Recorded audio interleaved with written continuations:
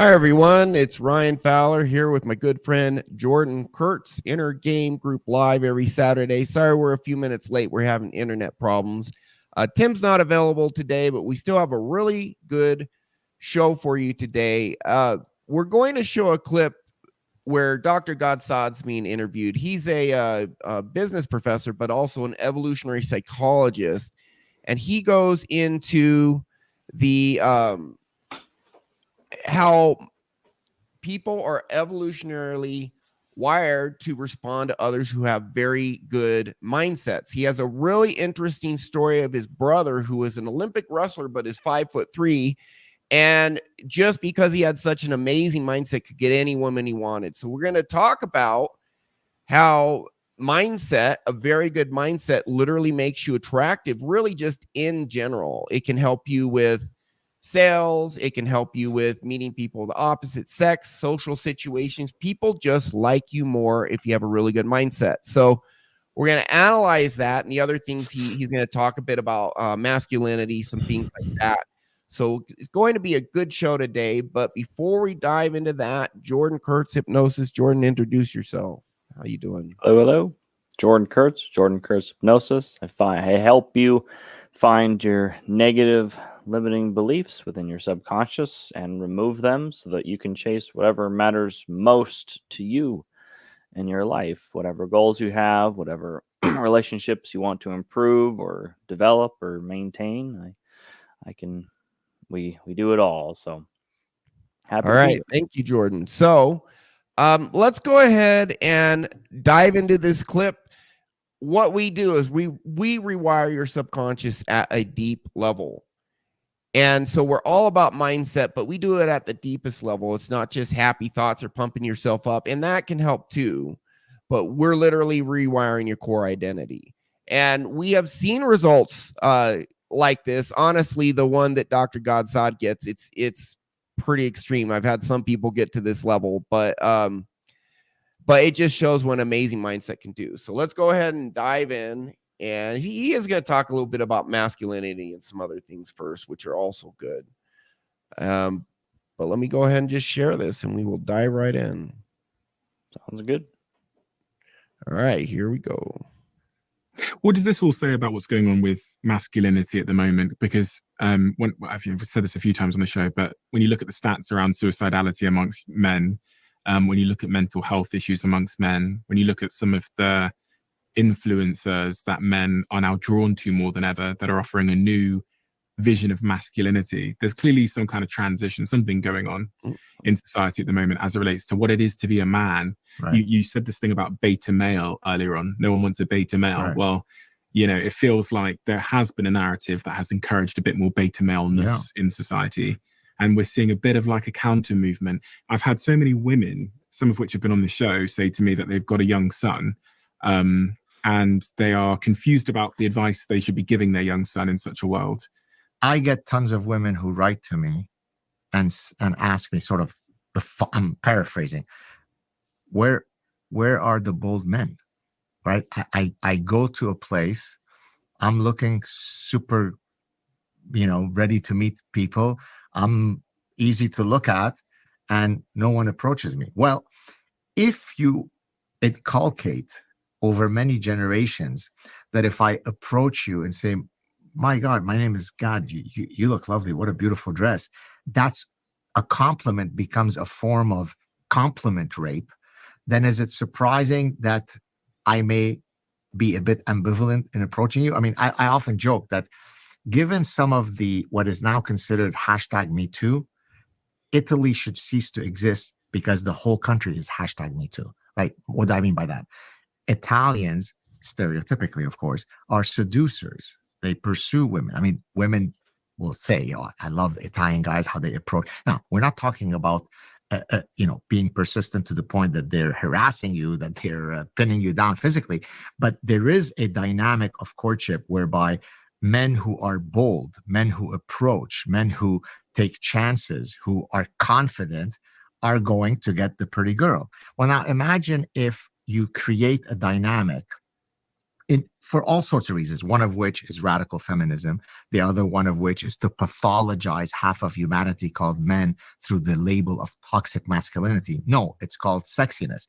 A guy who jumps into a building to save a puppy and he's called the fireman, that's what we fantasize about. That's not toxic masculinity, that's masculinity, right? And so a lot of women will write to me and say, where are those men, Professor? Well, those men are too afraid to come out. I'll give you a couple of examples, okay? At my university, we now have a mandatory sexual training module that we have to take. Otherwise, we can't continue, right? It's part of like, you have till October 15th to get the refresher.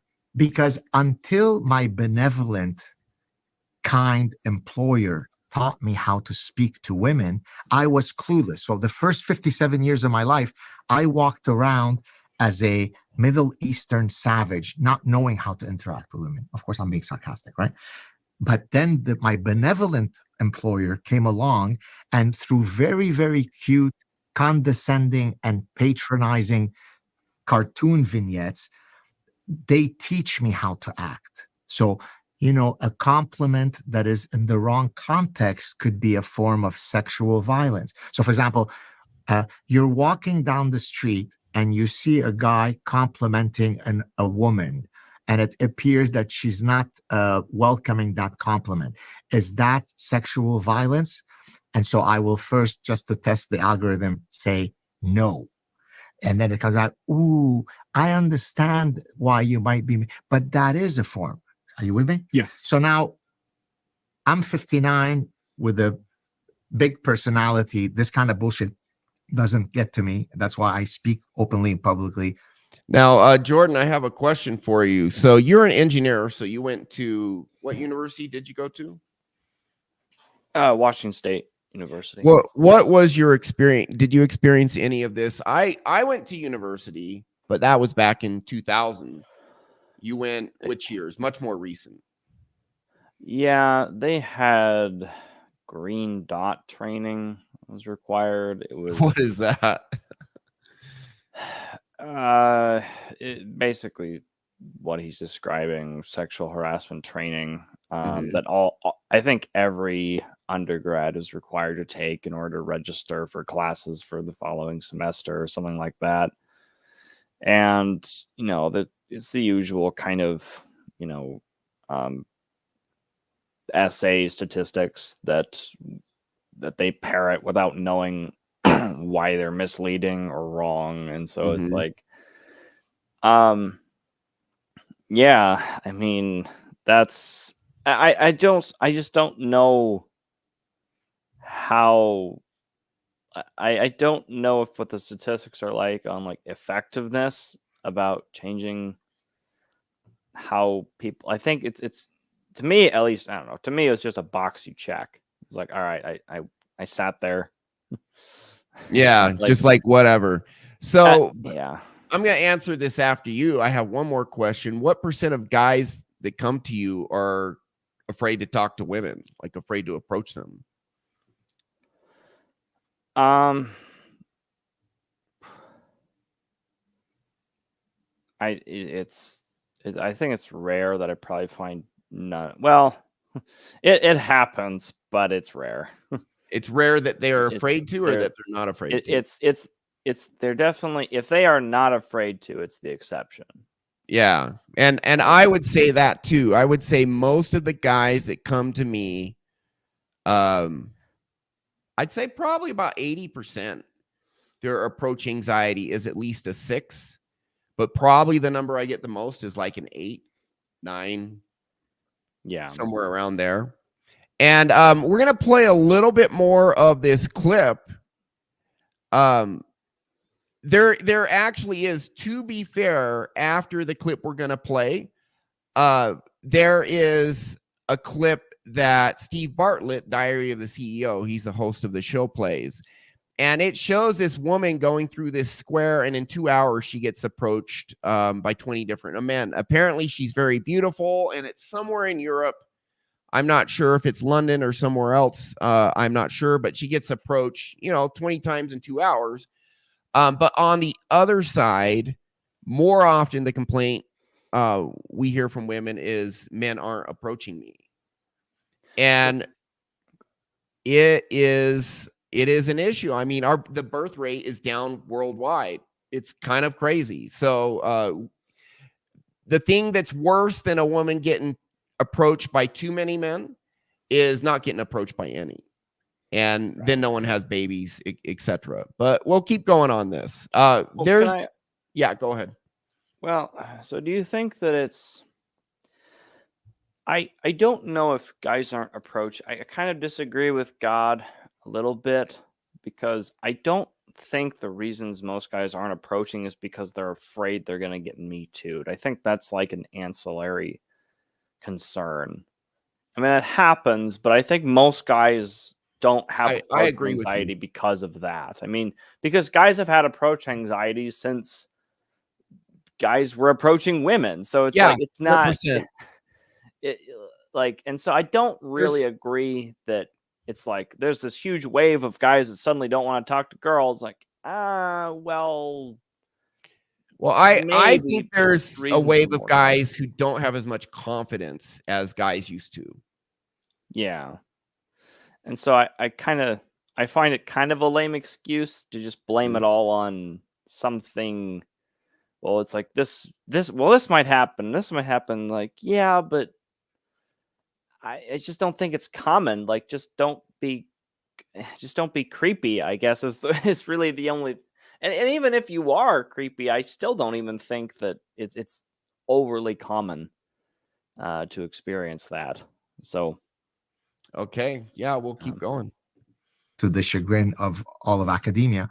But the 21-year-old who doesn't have that same strength of personhood, do you think he's going to think twice before at the next party, walking up to a girl, mustering up all his courage to ask her if she wants a coffee? Of course he is. So I think that's where that problem of dynamic comes from. And I'm now going to share a personal story. I with disagree. one of my brothers. Go ahead. I don't think that's...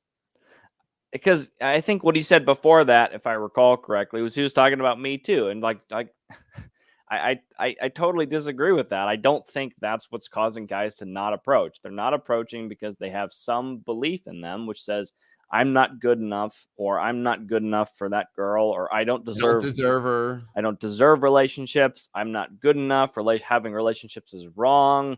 They have some sort of subconscious program, maybe more than one, that's pushing them away from doing that. They don't want to be socially rejected. Maybe I'm not afraid of her rejecting necessarily, but what about all the other people around who might, laugh at me, or I'm worried they might laugh at me. Like, I don't think that they're like, I'm trying to think of when I was, getting into this. Like, I was never thinking like, oh, if I go approach her, I'm going to get Me Too'd. It's like, I don't think that's a legitimate... It's a concern, but it's not... There are much, much bigger issues at stake here. So I totally disagree with him on that. Yeah, so I think what Dr. Gad Saad is doing is he's talking about the cherry on top of the sundae being the reason men aren't more confident and are struggling in modern society. But let's talk about... So he's talking about kind of something we're seeing in the advanced stages of this cancer in our society.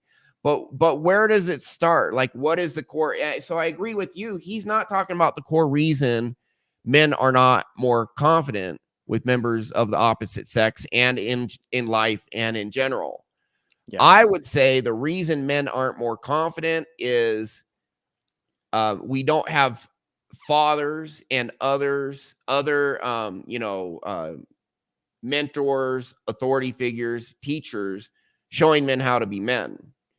And instead, society in general is giving a constant stream of low-level men are bad messages. I would say that the very first thing you need is a strong dad that teach you how to be a man. That's number one. That's a foundation. The second thing you need is a society all wrapped around that to encourage men to be men and be strong. And we had that in the old times. Now, as things have progressed farther and farther, they're now seeing this, in the advanced stages of this cancer in our society, in our toxic society, that is honestly leading to eventual demographic collapse. Because, I mean, you go to South Korea, for example, and there's 0.81 children being born per woman. And it's like 1.1 in, or 1.2 in China. It's 1.3 in Japan. It's 1.7 here. It's around 2 or just under 2 in Mexico. Even Mexico, for crying out loud, has a you need 2.1 per woman for a population to sustain itself. So that's the end result of societies in Western society, because of social media and whatever, is just kind of leaking around worldwide to some extent, not across the board. Like Mexico still, there's still, it's kind of maybe a third of the way here, or half of the way here. The I guess the weakening of men, so to speak. The older generation are still kind of manly men, and there's some of the younger generation, although it is weaker now than it used to be. But these messages society give men as a whole, kind of, hey, you're bad and this and that. I think this is what you get from it. You get a lot of not confident men who are struggling, but you can change your mindset. And this is ultimately what we're going into today is more about a solution than the problem, because Dr. Gad Saad, he's going to tell a really interesting story in just a minute that shows you, if you have just a lot of confidence, a lot of natural confidence, a lot of self-belief, believing the real you is the best part of you, that you don't apologize for who you are. That doesn't mean you go around bonking people on the head or doing other stuff like that. You just embrace who you are as a man, and embrace your sexuality, that you're attracted to women, and go after what you want in a diplomatic way. But when you have that natural confidence, it actually really changes everything. And the whole reason I decided to use this clip is because of the story he's going to tell. I think he's just about to tell it here. And I very much like your comments on this, Jordan, because I've experienced this to a point. I haven't gotten to the extreme that his brother's gotten to, but I noticed a big difference in my dating life when I improved my confidence. So let's continue listening to him talk and have him tell this story, which I think he's about to tell. Which is also in the happiness book, which speaks to when you're the opposite of the non-bold, timid guy. One of my brothers has been in Southern California since 1984. He became very, very successful and wealthy. Was an Olympian judoka. He represented Lebanon in the 1976 Olympics. The reason why that's relevant is because physically he's very dominant, but my brother is 2 feet tall. Obviously not, but he's shorter than me. He's okay. How tall are you? I'm like 5'6", 5'7", and he's maybe 5'3", okay, but a bulldog. Yeah, right. I always like to say, just because then it makes it easy, I say I'm Messi's height, so that makes it easier. Okay, so he's not Messi's height. He's shorter than Messi's height. He's shorter than Maradona, right? So, but he walks like he's 7 feet tall. Okay, so we used to, in the early 90s, I would come visit him. He used to live in Newport Beach, where we are now. And we'd go to clubs. I'm single at that point. And my brother would say, all right, Gad, we're going to play the game. I'm like, oh, his name is Dave. I said, no, David, I'm not in the mood. Find the most beautiful and unattainable girl here. Oh, come on, man. I don't want to do this. Do it. Okay.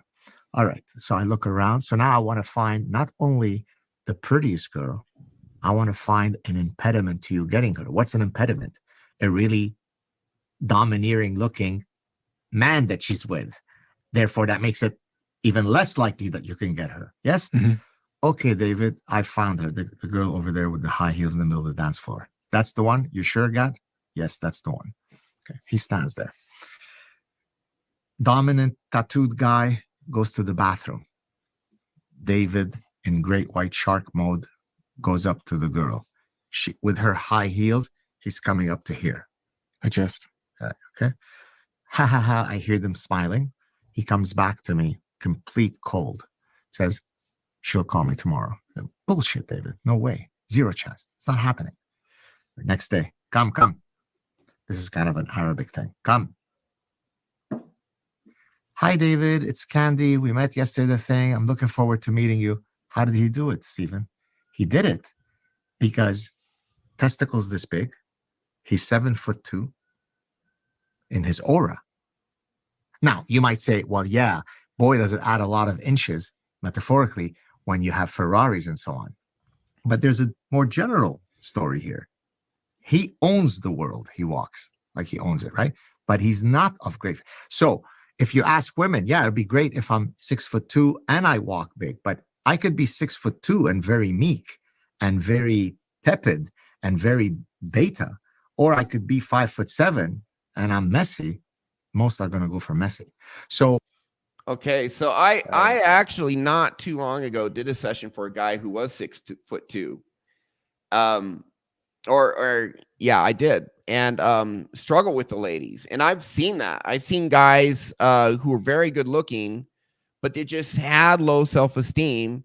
And it's always because of childhood trauma. It's always because when we go back and do sessions for these people, they go back to when they were 12 years old and they like maybe told a girl they liked her, or maybe their friend told that girl, and then she rejected them and everyone laughed at them because everyone found out, or something like that. But also, I would say even more powerful is men who just have very controlling, as children, controlling, manipulative moms, especially. But hey, their dad can just do a ton to not show a man how to be confident, to cut that son down as well.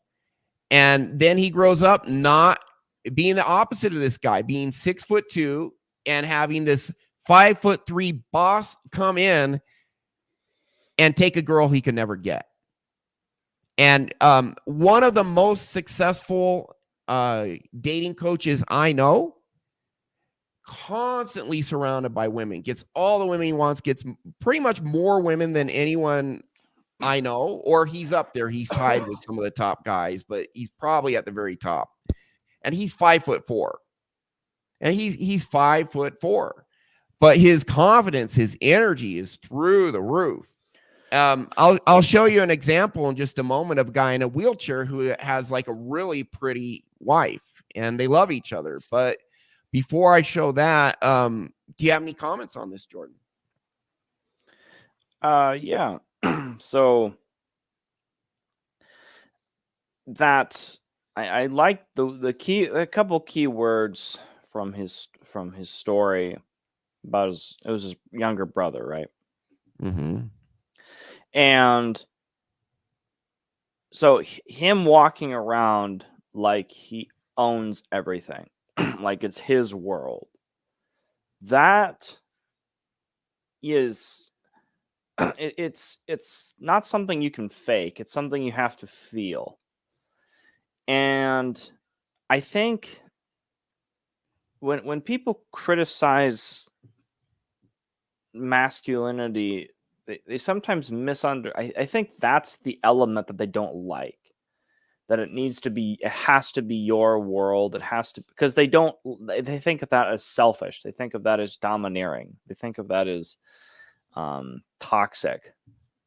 But that's how you need to be. You need to be like you own all the space around you, like you own the world. That doesn't mean you're. That doesn't mean. And you don't need to crap on others to do that, right? But some people actually think to be a tough guy they have to be a straight up a-hole. You don't need to. Right. Some people may say you're an a-hole just because you're confident, and they don't. Now they feel bad. They're kind of jealous or something. But you can actually, Red Pill Thor, for example. very, very dominant alpha guy, and just the toughest son of a gun I know, period. He is such a tough dude, and he's had a lot of stuff to deal with, but he's so tough, but he's also so kind, so benevolent. Just a really a nice guy, but not the nice guy who doesn't get the women. He's a nice guy. I mean, his wife is lovely. And he's had plenty of success with women, but he's a man's man who's also a kind person. You can do that. Sorry, go ahead. I think it goes back to the issue you were referring to before, which was there just are no really, it seems to be binary. Either you're an asshole or a nice guy. And the problem is, I think that's the only two models that I agree. young boys have modeled. They either have one or the other. It seems to be rare that that men understand from a young age how to kind of take the best of both of those things. And it's not particularly difficult, but I think if you don't have positive male role models when you're growing up, you never learn any of these skills. And so what you were talking about earlier, you mentioned a couple of the reasons why they might have approach anxiety, if they're made fun of when they're little, if their mom was a certain way. That's all good as well. Another reason could also be they just have never been modeled how to properly act.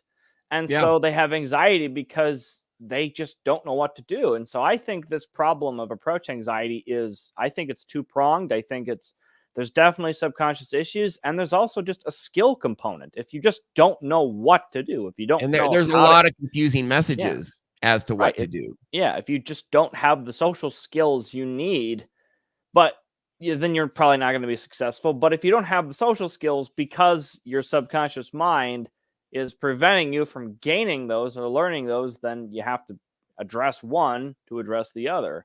Yeah. And there's no substitute for the experience, obviously. But if your subconscious prevents you from gaining the experience and the reps you need to get good at something, then now you know where to start.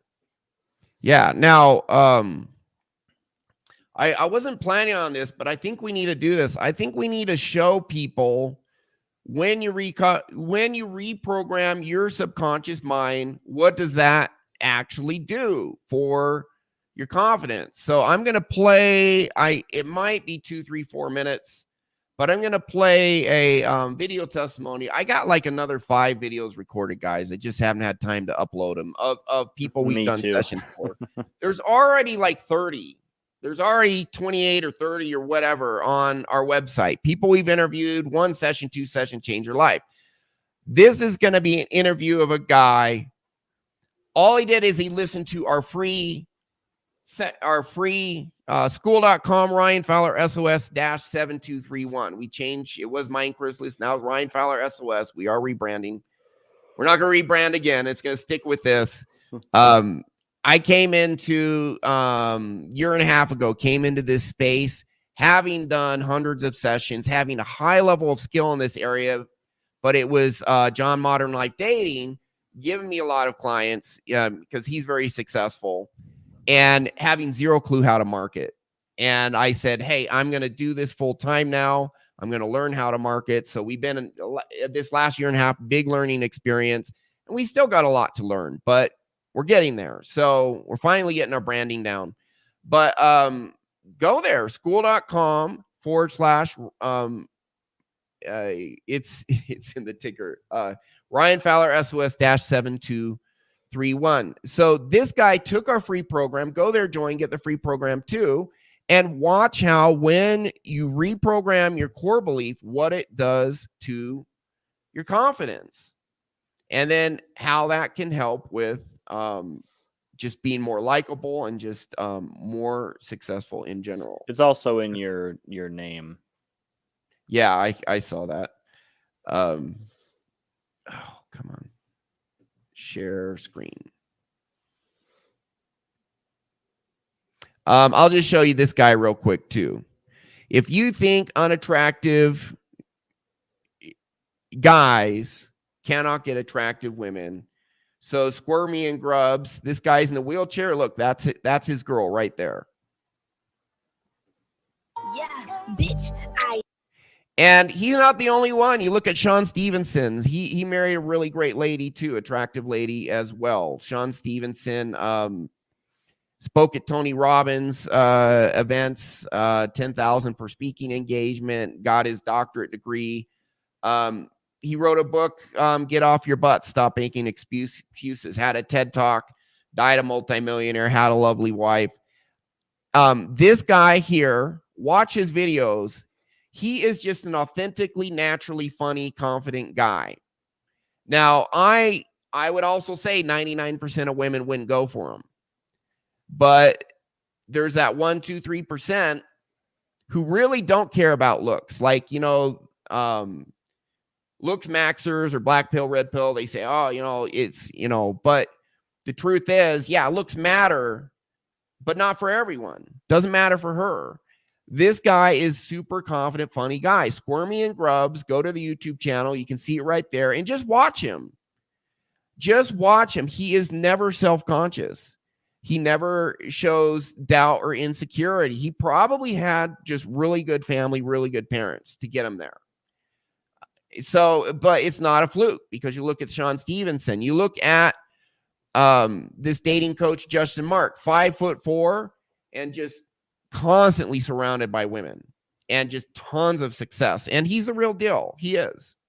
So, and you see lots of average looking guys, but if they're super confident, Dr. Gad Saad talking about his brother who's 5'3", walks around like he owns the world and gets almost any woman he wants. So now let's show you when we reprogram your subconscious mind, what does it do for your, or what can it do for your subconscious when it is done correctly? Hold on. Okay, I think this is it. All right. Here's my good friend Mike. Mike, and then also Laurent, who helps me out on my mind crystals. To do that twice in interest. Maybe tell us if hypno.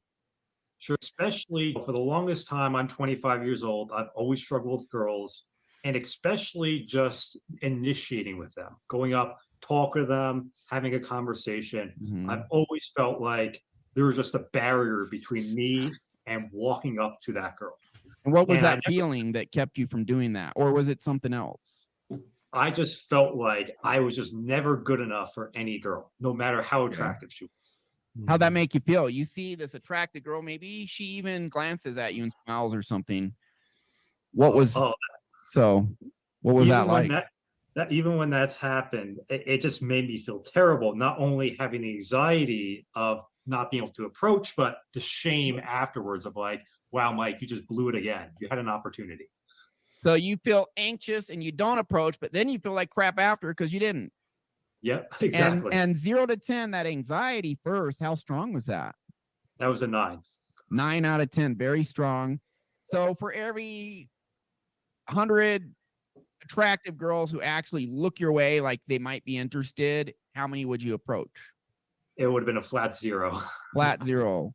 Yeah. How out of 1,000, how many? Oh, it's 0. Literally before the hypnosis, I didn't approach any girl like ever. Okay. Very common for a lot of guys, honestly. Like I told you, I was a virgin until I was 30, and it's true. And I struggle with that mightily. So that terrible feeling you felt, you blew it again. You felt that after 0 to 10. How strong was that? It would have been a 9 too. Okay. And then so we have this free audio, which is actually, did you do the worksheets and like write out how you felt and what the subconscious belief is using the training? Yep. I sat down, I read everything. I watched the videos. I printed out the dive to the 5 sheets, and I spent 2 hours just narrowing down exactly how I feel and why I felt it. You took it seriously and you followed the instructions. Exactly. And sometimes most, people who take this seriously do that. But some people, the audio didn't work. Okay, can I see your dive to 5 worksheet? Oh, I didn't do it. And when people do that, I'm just like, get lost, buddy. I don't tell them to get lost. I'm like, take it seriously, which you did. So then what happened? And power to you and respect to you for that. It's not easy. No, it was not pleasant at all. Like just diving deep into my negative feelings. Okay. So then what happened? So you filled that out, and were you feeling? That's his toxic shame, insecurity, self-doubt. It doesn't feel good, but he's talking about using our free program on the school.com RyanFowlerSOS platform. But when you take it seriously and follow the instructions, listen to what happens and what happened to his confidence level. Feeling the negative feelings when you're filling out the worksheet? Oh yeah, it was bringing back some bad memories. Yeah, and I wrote down the paragraph. I actually have it, and right after that, I started the hypnosis. Okay. How many times did you listen to the audio to get the results? Once. What happened? Literally, before I started, I was a little skeptical. Like I've never done this hypnosis, but I'm just gonna go take a leap of faith. And I lie down, put in my headphones, and listen to it, and had my sheet with me. And I just felt like afterwards, it didn't even feel like an hour. I just felt yeah, the session 46 minutes, the audio. What did it feel like when you're doing the audio? I literally felt like, you know, that feeling of like when you start to fall asleep, but you're not actually asleep. I felt like I felt that trance. That's a state of hypnosis. Yeah. Yeah. And when the voice was like playing, like it literally felt like you were in the room with me, like in my imagination. It felt like surreal. Okay. And you know, going through it, I feel like even during listening it, I felt like the changes in me, like each step along the way, like clearing out the negativity through the tornado, and then you making the Edison comparison was like Thomas Edison failed 1,000 times, but failure didn't affect his value, and he kept going until he got the massive success. Yeah, keep going. Yeah. So I just felt the positive core beliefs start filling my heart. I'm like, wow, I'm unlocking a truth that I never knew I had. I saw the pure value that I have in within me that I just was blind to before. Yeah, you do have the value. Toxic shame, feeling you're not good enough, we call that a false core belief. It's bullshit. You do have value. So then what happened? So afterwards, after I got out of hypnosis, I literally felt like I was high on a drug, like some kind of like cocaine or something. All like right. I just feel so good about myself that I never felt before in my life. And I was like, in your entire life? Seriously? I never felt that feeling before. Wow. Like that pure joy of like, I see my true value, and I feel like I deserve so much. And I feel like I didn't before. And how long did that last? I would say I felt like really good for like the rest of the night, but even the day after, even though like I was back to like say my normal self, I still had those core beliefs within me. Like I still felt like I'm good enough just how I am. Do you think that's a temporary effect, or do you think you have some permanent new beliefs in you? Oh, certainly like permanent. It's definitely like I still feel like, just thinking about it, I still feel the change within me. Like those thoughts I used to have in my head, they're just vanished, and now I was replaced with like, no, I'm hot shit, you know. Like that's what.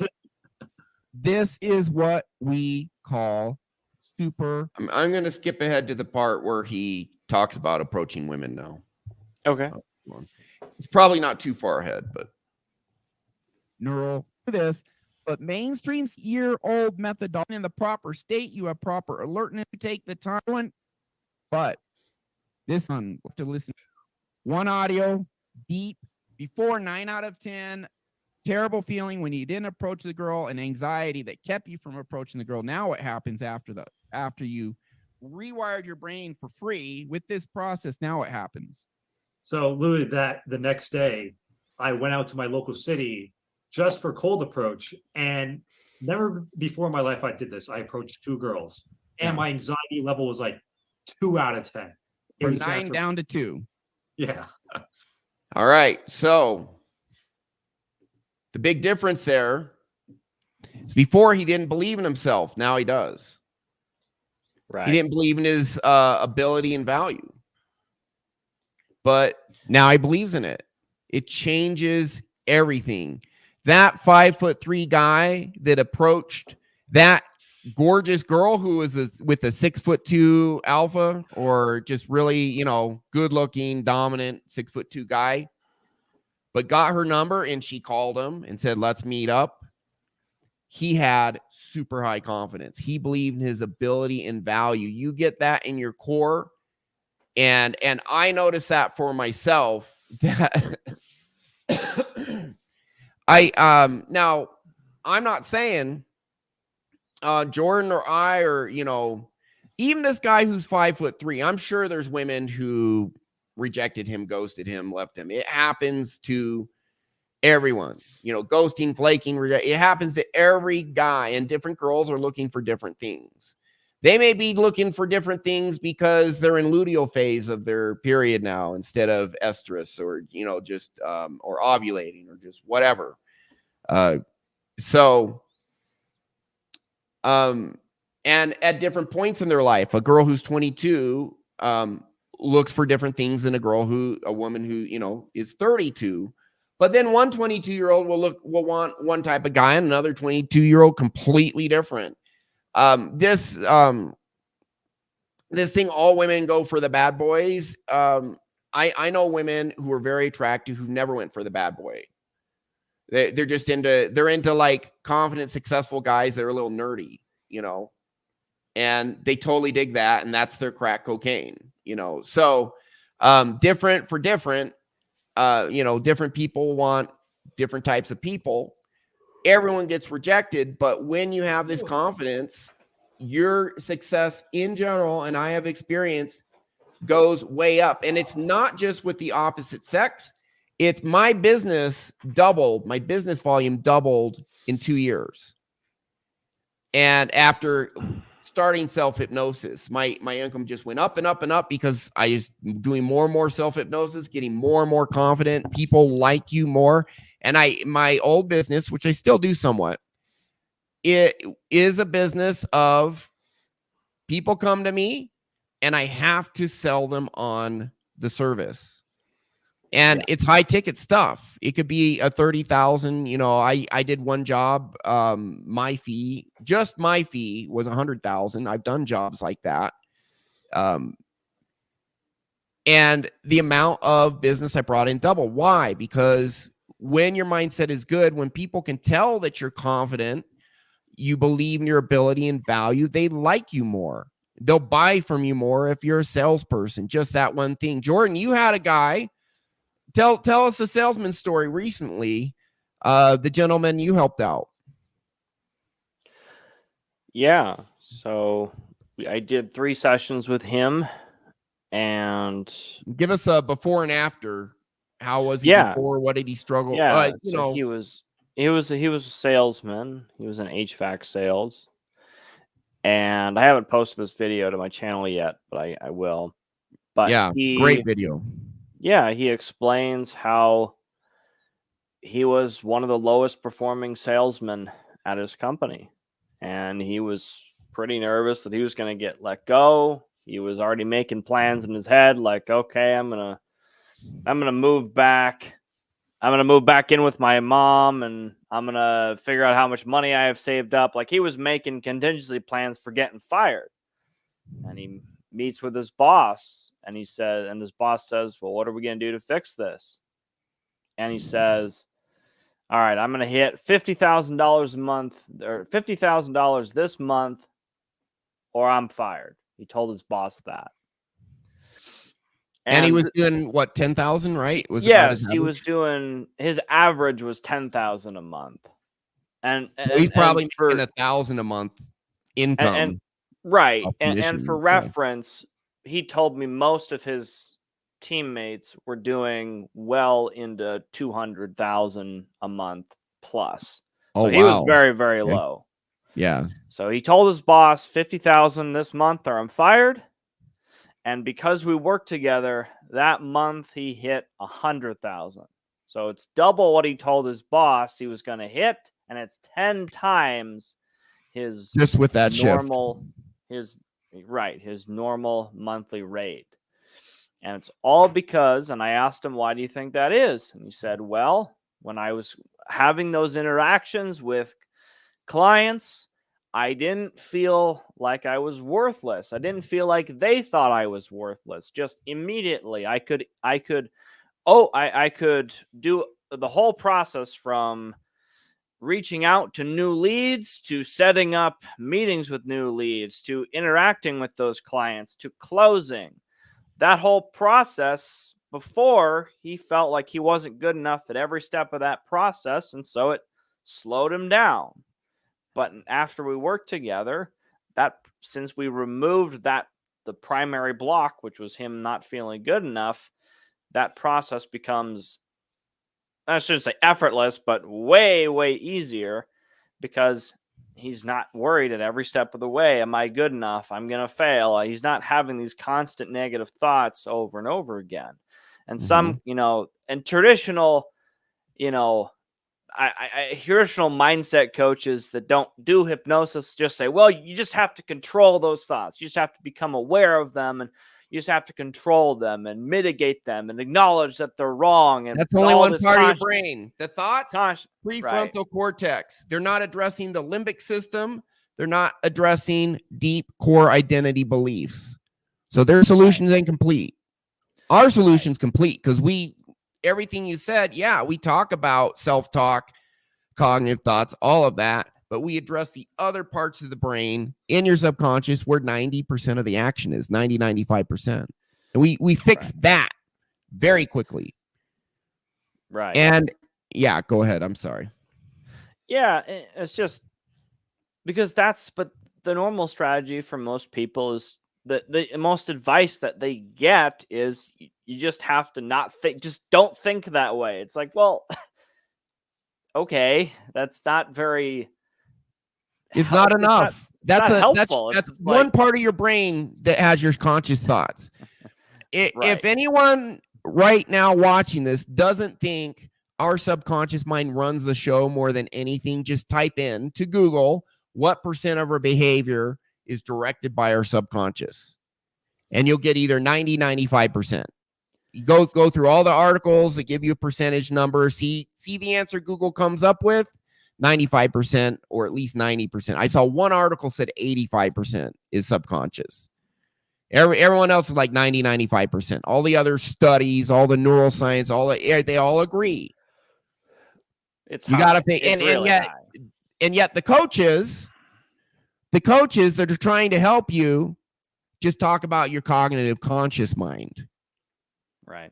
It's time for the new wave of coaching or psychology or whatever, where you work directly on the subconscious and reprogram that, not using conscious thoughts to slowly over time rewire it, which can work to a degree, but it's very slow. Work directly on the subconscious. We just showed you that with this gentleman, Mike, how it works and how quick and how powerful it is. And then your story with your guy going from 10,000 in sales on average. You do 3. Now your sessions are shorter than mine. I do like a 1-day mega session. You break it up. Well, we did. He had a lot of stuff. He had a lot of stuff. Yeah. And honestly, I think he still is going to, there's probably a lot of skill he still can acquire. Well, and that's the thing with dating. Dating's a skill, but if you have that core confidence, that has a bigger impact than anything else. And that's this 5'3" guy got this gorgeous girl and feels like he can get any woman you want and usually succeeds. Go ahead. So the reason we did 3 is because what some clients find is we go in, we clear certain things, but that opens them up to see other issues that they couldn't see before. It's like it's layers within your subconscious, and so we peel back certain layers that are the most obvious, the most in your face, but doing that helps you see clearly the other issues that you're facing. And so I like for this individual, we didn't tackle the same issues every time, but he was giving me the best information he could at each individual. He's like, now I feel like this. Now I feel like this. And so, Yeah. and if you're not, and this is it can be a skill on its own to start to read your own emotions and to see,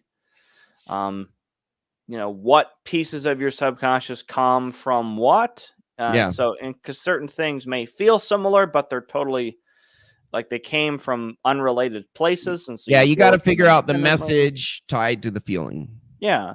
And Yeah, so I'll tie narrative. this back to the dating, the story with his little brother. The reason he can walk around like he owns the room is because he has that deep core belief, like, I'm good enough no matter what, and I'm good enough for other people. You So don't get that's that how- way thinking happy thoughts. Not at that level. Not just trying to force the happy thoughts in necessarily. Yeah. It's organic because it's at the subconscious level. Yeah. And that's, I think the difference is that because it's like you have high self-esteem, you have very high self-worth, you believe that like you like yourself, and so Mhm. you can go into those interactions because you almost feel bulletproof in a certain way. You feel like, again, no matter what happens, I'll be okay. In a way, you Yeah. are bulletproof because when you got a good core identity, for example, what I put into my own core and clients is, with regards to dating and approaching women, which many guys are terrified of. If that woman doesn't see my value, it doesn't mean I don't have value. I have massive value just for who I am. It means she can't see it. That's her blindness. That's her problem. I got that belief in my core. So what happens is if you have a belief like that in your core and the girl rejects you, you're just like, okay, well, I'm still good enough. It's when we feel we are not good enough. Oh, I failed here. That means I'm a loser. I'm a failure. That feels horrible. But if you're like, I failed, but I learned something, that's Thomas Edison. Failed 1,000 times and finally succeeded at inventing the light bulb. And Google his quotes. I haven't failed. I found one more way that doesn't work. I never failed. My success just had 1,000 steps to it. Those 1,000 failures. Failure didn't get to him. He just kept going. It's because your output does not correspond to how you feel about yourself. That's right. And that makes men more attractive. It makes women more attractive. It helps in every aspect of your life. I had a guy who was an engineer team lead. He had 9 engineers under him. He said he would tell people what to do and they would ignore him. They would disrespect him. But he had very low self-esteem. And then we did like 2 sessions. Not only did his income increase from 140,000 a year to 200,000 a year in like 5 months, because he's like, these guys aren't paying me enough, and he went out and found another job. Now he's making 200 grand a year. But he said in both teams where he worked at, people shifted from in the first team before he left. It got to the point where they would now come to him for advice. Instead of ignoring him and disrespecting him and not doing what he said, they would come to him for advice. What was the shift? He became a lot more confident, and all of a sudden, people treat you different. People treat you better. People want to be around you more. And it makes a difference with dating and with everything. Yeah, go ahead.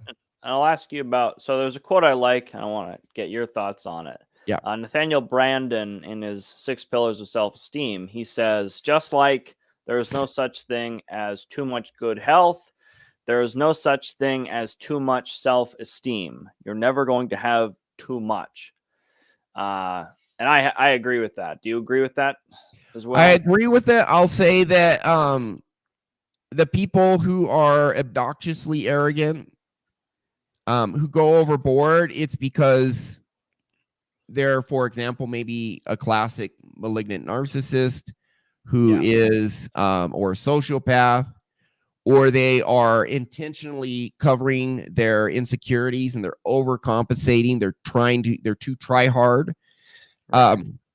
Those are the people who overdo it. But the people who are naturally, authentically confident. So I had a friend. Well, I met him, and we were kind of like in the same church. He was. We went to the same congregation. He was a leader in the congregation. And the first time I met him, I said, "Oh, what do you do for a living?" And he says, "Oh, I work for a trucking company." But the thing is, it's like this guy has like a $3 million home. He says he works for a trucking company. What? And then I found out, no, he was a CEO of England Trucking, which does $600 million a year in revenue. That explains it.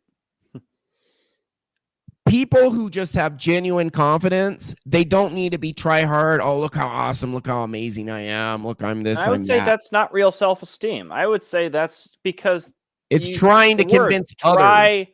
You have Try self-esteem. hard is the opposite of authentic. If you're trying to be authentic, you're not authentic.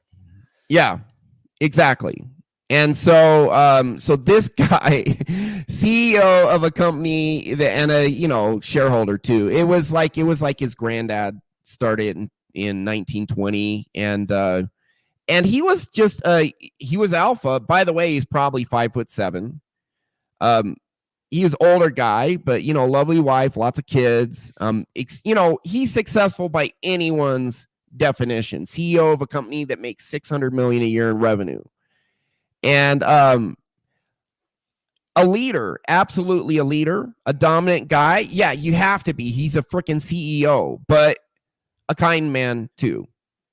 And he didn't need to flaunt stuff. I mean, yeah, he had a nice house, and he had like an M3 and some other sports cars. And hey, when I had money, I got my Porsche because it's like I mean, I still have money, but I'm not doing my old business. I've switched over to this, so it's somewhat less now, while we're ramping up and learning stuff. So yeah, I mean, he had the nice toys, and I like toys. I don't think we need to live in poverty, but he didn't feel a need to like brag about himself. He was just a confident guy, and people pick up on that, and confident people just are very likable. Well, he has the things he values. I mean, if he valued having the nice cars and stuff, he would, because that reflects. Because he values. Most dudes think cars are cool. Not all, but most. Yeah, and there's nothing to be clear. Like a Mustang GT 500, it's freaking awesome. Yeah, there's nothing wrong with wanting that stuff, but it's not gonna. It should be an expression of the way you already feel about yourself, You're not going to use the cars to change how you feel about yourself, but if they become an extension of the way you already feel, then, whatever you're into. All right, cool. Yeah. So, for those of you who find this interesting, want to give it a shot, try our free program. But I will say, if there's any of you watching right now who want to get what Mike has, we do have also a program that includes twice a month group coaching with me for a year, and I'll show it to you right now. For what you get, it's actually a fantastic deal, because the truth is, people who do our free program, it's free. About 80% of people will improve. 20% struggle, 20% need guidance and coaching. And even the 80% who do our free program and get a lot of progress at first, which is amazing. We love to help people. That's why we have that for free. Sooner or later, they get stuck on something, and then they come to us for help. And that's, another thing. Yeah, you got the free stuff, it works. You're feeling way better, but you're stuck on something else. Come to us, get coaching. For those of you who struggle at all with confidence with women, we do have a paid program. You get the gold program here, and it comes with twice a month for a year group coaching, live group coaching over Zoom. But it also has 22 chapters of video training, the worksheets, and 4 self-hypnosis audios. It's a much more robust program than the free program you get on our school platform. I highly recommend you get at least the gold, which has the coaching. And what will happen, here's how it goes with dating. You get over your approach anxiety, now you're talking to women, great. And then I know this because I've helped hundreds of guys. They come back to me, they're like, great, I can talk to women now, but it's really hard for me to ask for their phone number or their Instagram or whatever. And we get through that. And then they come back and they say, now I want to kiss the girl, I'm on a date with her, but I'm nervous. Each of these are bad subconscious programs. So it's like, oh, I can't even talk to her. It's like, oh, now it's bad to sexualize with her, or I shouldn't, or I'm not good enough to like romantically pursue her in a sexual way. And then they get all the way to the bedroom. They clear all this other anxiety. And by the way, I experienced this when I cleared all my trauma. And now there's bedroom anxiety. So we clear all that. So when you have anxiety in dating, there's several areas you can have anxiety in. This is designed to train and coach you to rewire your core and get all of that out of you. Now, your approach anxiety, because of some instinct that men have, it'll never go down to 0. It'll go down to maybe 1, 2, 3 out of 10. But if it's 9 and we get it down to 3, it'll change your life. 3 out of 10 anxiety is manageable, and you can still talk to the girl. Everything else you can, I believe, from my experience of my clients, every other type of anxiety with women, you can get to 0 or very, very, very close to it, if not 0. So, gold program right here. If you want to change your life like Mike did, but not just with approaching women, with all aspects of dating, get that core confidence. It's a self-hypnosis program, but it includes a coaching. It's much more robust than the free program. At the bare minimum, do the free program, try it for yourself, see that it works, and change your life. Why not? There's no downside for that. So, with that said, we could probably watch the rest of the interview, but we're already at the hour mark, so I think we'll just wrap it up. So Tim Costello, by the way, messaged us, and he said he was in the shop making pens. His wife tried 20 times to start a business and always freaked out at the opening day and couldn't go through with it. And we did one session, and now they are so busy making these custom pens that he missed the show today because he was in the shop making pens and he forgot about it. So that's him in the chat. This stuff really works. Try it out. So any final comments from you, Jordan, about today's topic, becoming confident, becoming more attractive because you have this core confidence? Or anything else? Yeah, I think there's really no substitute for it. I mean, you can do all this approaching. You could try and hammer through approach after approach, and you can force yourself to do it. You can just, again, I think I've said this before, but there's no substitute for fixing the maladaptive subconscious programs in your mind. There's just no go and rewire for it. There's no substitute for it. So just do it, because if you don't, because you either do it or you suffer with it forever. It's like boom. And I like to think, just get it out so I can live my life again, whatever matters most to me. So I can, live life to the fullest. Yeah, you got to take the training seriously. You have to connect to stuff that's in you that does not feel good. And that's, so many people do so much to avoid the painful programs in them, become addicts or don't approach that girl, because if she rejects you, you're going to feel terrible. So you don't approach her. And so you are going to have to face some uncomfortable things, but it's nothing you haven't faced before. You face it, you rewire it, you get it out of you, and there's going to be other stuff to clear, but that one thing is gone forever. And we typically start with the most painful stuff first.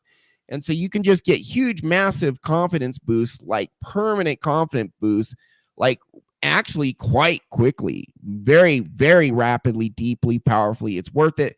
That's our show. Thanks for watching, guys. If you are one of those guys that is not 6'2" and jacked and, multimillionaire, this, that, and the other, my answer to you is it doesn't matter. Number one, those guys, do they get more women? Yes. But here's the thing. Women take time, man. You really don't need 10 perfect 10s to pick through on any given week. Like, the return on that really it's not that great. You get a couple like really good women who treat you well, or finally you get that one, or you have 2 or 3 you're dating, and then finally you get that one girlfriend, wife, whatever you want. It's up to you. Listen, 90% of guys can actually, with proper mindset, pretty much 100% of guys can get that. You see this guy in a wheelchair, he got a girl. Google Sean Stevenson and wife, and he was in a wheelchair, 2'8", he got a girl. If your mindset's right, that is the core, that is the key. That's why I showed you the Gad Saad clip talking about his brother, 5'3", get any woman he wants. Go to Justin Mark's page, 5'4", getting more women than anyone else I know. And I'm not saying there aren't other very, very, very successful coaches. I know there are, so please don't get jealous if you're one of them. But that's kind of fun, but it's also a lot of work. You can get that one girl, man, but you got to have confidence and you got to rewire your subconscious and get the mindset. It is the foundation. Everything else helps. Good mindset is essential. So that is our show. And thanks for watching, everyone. You can do it because you truly do have more power than you know. So thanks for watching, everyone. That's our show.